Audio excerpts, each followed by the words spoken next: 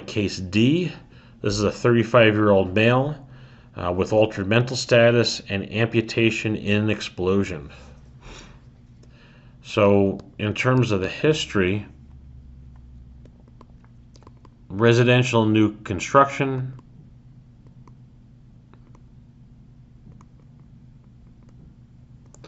propane heater exploded.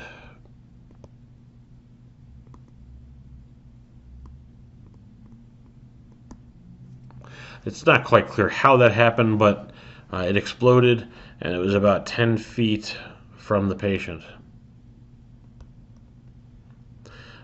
He was thrown another 10 feet, and traumatic amputation of the left lower leg. He's moaning. On exam, he responds to painful stimulus. There's poor chest excursion.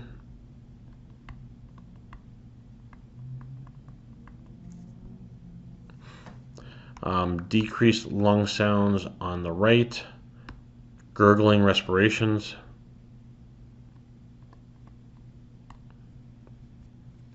There's pale, cold skin with delayed capillary refill. This guy is in a lot of trouble. His blood pressure is 68/30. Pulse is 140. Respirations are 28.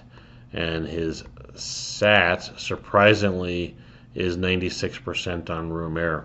Although there doesn't seem to be a lot of blood that's left in the circulatory system. But it is oxygenated pretty well. One of their assessments are indicated, and this is definitely a case where point-of-care ultrasound will help identify and confirm a pneumothorax. It'll help identify that there's hypovolemic shock if needed, that there's nothing going on in the belly that may be causing the shock.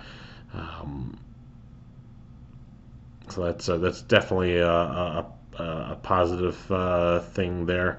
With any of these trauma patients, and I forgot to mention it on the other cases, but if you're a service that does point-of-care testing, the point-of-care lactate may be helpful, again, to give an idea of perfusion.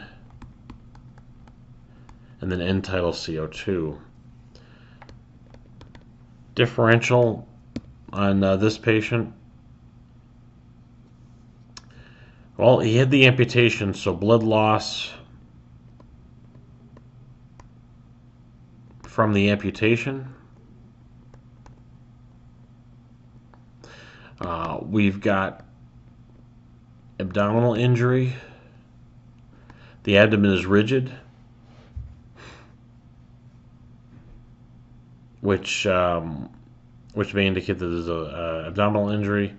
The lung sound is diminished on the right side, so probably a pneumothorax, as well as other pulmonary injury.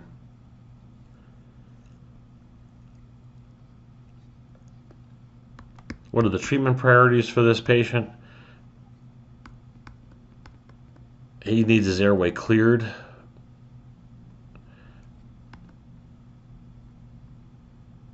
Intubated and put on oxygen. IV fluids, tourniquet.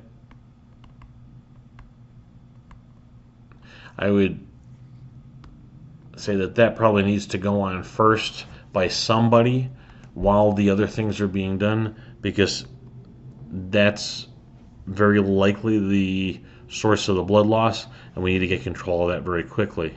Blast injuries are different than other forms of traumatic amputation, and that there's a lot of mangled tissue, and the circulation tends to not clamp down on its own, and therefore the tourniquet is especially needed. This is also a person that probably could benefit from TXA. Granted, this is probably external bleeding. However, the patient may have some internal bleeding that we're not going to be able to get at, so that may be helpful as well. In terms of reevaluation, we've got vitals. We've got the point of care ultrasound. We have end tidal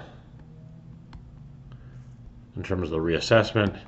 And then this patient needs a trauma center.